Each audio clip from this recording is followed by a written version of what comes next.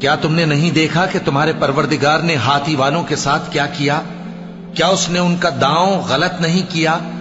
اور اس نے ان پر جھنڈ کے جھنڈ پرندے چھوڑ دیے جو ان پر کھنگر کی پتھریاں پھینکتے تھے، تو اس نے ان کو ایسا کر دیا جیسے کھایا ہوا بھس۔ ابرہا گورنر یعنی حاکم تھا یمن کے شاہ حبشہ نجاشی کی طرف سے۔ یہ وہ نجاشی نہیں تھا جس کے پاس نبی صلی اللہ علیہ وآلہ وسلم کے صحابہ کرام نے ہجرت کی، بلکہ اس کے والد نجاشی نے یمن کا کچھ حصہ فتح کیا ہوا تھا، جو اس نے اپنا حاکم بھیجا ہوا تھا جس کا نام ابرہا تھا۔ ابرہا نجاشی کا حاکم تھا یمن میں، اور وہ دیکھتا ہے کہ ہر سال اس کے لوگ شمال کی طرف جاتے ہیں، تو وہ پوچھتا تم لوگ کہاں جا رہے ہو؟ لوگ کہتے ہم حج پہ جا رہے ہیں، ہم حج پہ جا رہے ہیں۔ وہ کہتا کیوں، وہاں کیا ہے؟ لوگ کہتے وہاں اللہ کا گھر کعبہ ہے۔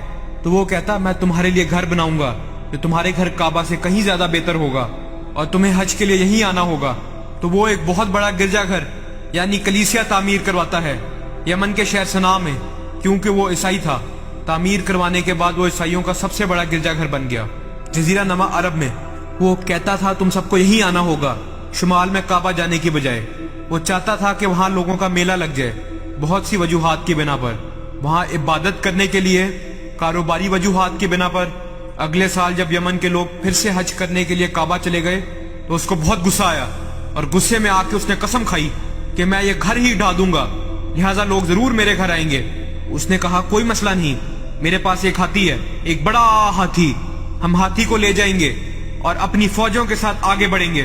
اس لیے وہ اپنی فوج کو جمع کرتا ہے، کیونکہ وہ حبشہ سے تھے لہٰذا ان کے پاس ہاتھی تھا، ورنہ جزیرہ نما عرب میں ہاتھی قدرتی جانور کی حیثیت سے نہیں رہتے تھے، لیکن کیونکہ وہ افریقہ سے تھے لہٰذا اس کے پاس ایک ہاتھی تھا، اور وہ ہاتھی کو جنگ کی تربیت دینے سے واقف تھے۔ اور جب وہ کعبہ کی طرف روانہ ہوا اپنی فوج کے ساتھ، جس میں کچھ کہتے ہیں تقریباً 8 ہاتھی تھے اور کچھ کہتے ہیں تقریباً 20 ہاتھی تھے، بیشتر روایات کہتی ہیں وہاں صرف ایک بڑا ہاتھی تھا، باقی عام اونٹ وغیرہ تھے۔ کچھ مورخین کہتے ہیں نہیں، یہ بہت سے ہاتھیوں کی پوری فوج تھی، لیکن قرآن پاک ایک ہاتھی کا ذکر کرتا ہے، الفیل، مطلب ایک ہاتھی۔ تو اصحاب فیل یعنی ہاتھی والے لوگ، بڑا بہت بڑا ہاتھی، اور وہاں فوجیں تھیں جو ہاتھی کے ساتھ آئی تھیں۔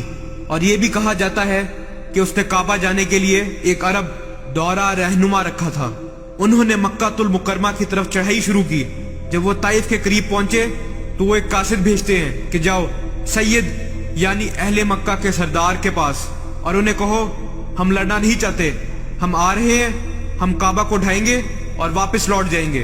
تو عبد المطلب جو کہ ہمارے حضور صلی اللہ علیہ وآلہ وسلم کے دادا ہیں، خانہ کعبہ کے متولی اور اہل مکہ کے سردار تھے، ان تک خبر پہنچائی گئی کہ وہ یہ کرنے آ رہے ہیں۔ آپ نے فرمایا ٹھیک ہے اسے آنے دو، اور ابرہا پوری فوج کے ساتھ آیا۔ جیسے کہ آپ جانتے ہیں جب وہ مکہ المکرمہ پہنچے اس نے عبد المطلب اور قریش کے مال مویشی قبضے میں لے لیے، جس میں 200 سے بھی زیادہ اونٹ اور بھیڑیں تھیں، جس سے ظاہر ہوتا ہے عبد المطلب امیر آدمی تھے۔ اور عبد المطلب نے ان کے ایک آدمی کو فرمایا اگر تم کعبہ ڈھا سکتے ہو تو ڈھا کے دکھاؤ، لیکن ہمارے اونٹ ہمیں واپس چاہیے۔ تو وہ آدمی آپ کو ابرہا کے پاس لے گیا۔ عبد المطلب کی زبردست شخصیت تھی، آپ بہت روبدار اور نہایت جسیم و باشکوہ آدمی تھے۔ آپ اتنی روبدار شخصیت کے مالک تھے کہ آپ کو دیکھتے ہی پتہ چل جاتا کہ آپ سردار ہیں، لہٰذا کہا جاتا ہے آپ خیمے میں داخل ہوئے تو ابرہا آپ سے متاثر ہو گیا، اتنے جسیم اور خوبرو۔ وہ آپ کی تعظیم میں اپنی کرسی سے کھڑا ہو گیا۔ وہ آپ سے کہتا ہے مجھے آپ سے کوئی مسئلہ نہیں، آپ بس شہر سے چلے جائیں اور میں آپ کے گھر کو ڈھا دوں گا، اور مجھے تم لوگوں سے کوئی مسئلہ نہیں، ذاتی کچھ بھی نہیں ہے، میں صرف آپ کی عبادت گاہ کو ڈھانا چاہتا ہوں۔ پھر عبد المطلب نے فرمایا میں آپ سے گھر کے بارے میں بات کرنے نہیں آیا ہوں، میں آپ سے کعبہ کے بارے میں بات کرنے نہیں آیا، میں آپ سے اپنے اونٹوں کے بارے میں بات کرنے آیا ہوں۔ اور تب ابرہا نے عبد المطلب کے لیے تمام احترام کھو دیا، اور اس نے کہا کہ میں تمہارے مقدس گھر کو ڈھانے آیا ہوں اور تم مجھ سے اپنے اونٹوں کے بارے میں بات کرنے آئے ہو۔ ابرہا نے سوچا کہ شاید عبد المطلب اپنے کعبہ کے بارے میں بحث کرنے والے ہیں، اور اس لیے وہ آپ کی تعظیم کر رہا تھا۔ اور پھر جب آپ نے اپنے اونٹوں کا مطالبہ کیا تو اس نے کہا میں نے آپ کے لیے تمام احترام کھو دیا۔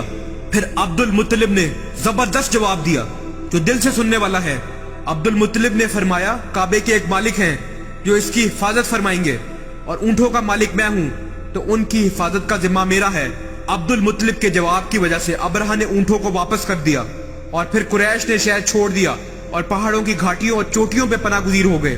بہت دعا کرنے کے بعد عبد المطلب کعبہ کا طواف کرتے ہیں۔ اس کے بعد عبد المطلب کعبے کا دروازہ پکڑ کر اللہ سے التجا کر رہے ہیں کہ او اللہ، ہم اس فوج سے نہیں لڑ سکتے، وہ ہمارے سے بہت مضبوط ہیں، ان کے پاس ہاتھی ہے اور ہزاروں آدمی ہیں، آپ ہماری مدد کریں، آپ اس کی حفاظت فرمائیں۔ پھر یہ لوگ کعبہ کی طرف بڑھنے لگے۔ ہاتھی نے مزید چلنے سے انکار کر دیا، ہاتھی رک گیا۔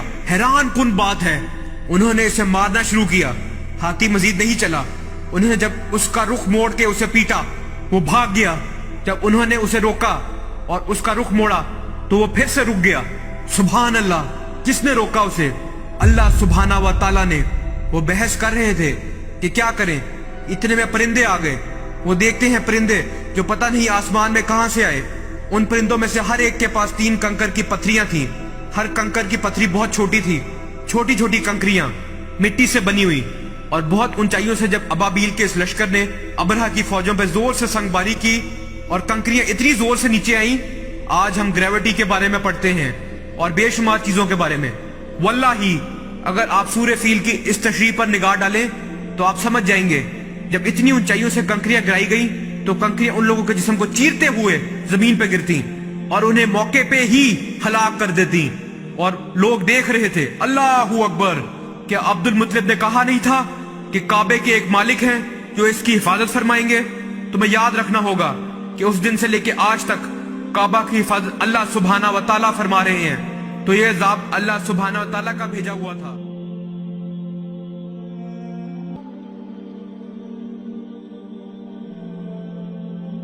کیا تم نے نہیں دیکھا کہ تمہارے پروردگار نے ہاتھی والوں کے ساتھ کیا کیا؟ کیا اس نے ان کا داؤں غلط نہیں کیا؟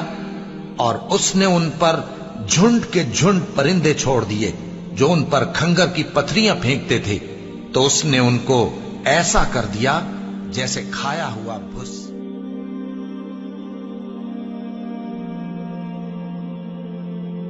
اور ان میں سے کچھ زخمی ہو گئے، وہ واپس چلے گئے اور انہیں ایسی بیماری کا سامنا کرنا پڑا، خود ابرہہ مشکل سے گرتا پڑتا صنعا تک پہنچا اور نہایت دردناک عذاب میں گرفتار ہو کے یمن میں مرا، بہت بری موت۔ یہ واقعہ محمد صلی اللہ علیہ وآلہ وسلم کی پیدائش سے بالکل پہلے ہوا، اور یہ سن تھا جس میں حضور صلی اللہ علیہ وآلہ وسلم کی پیدائش ہوئی۔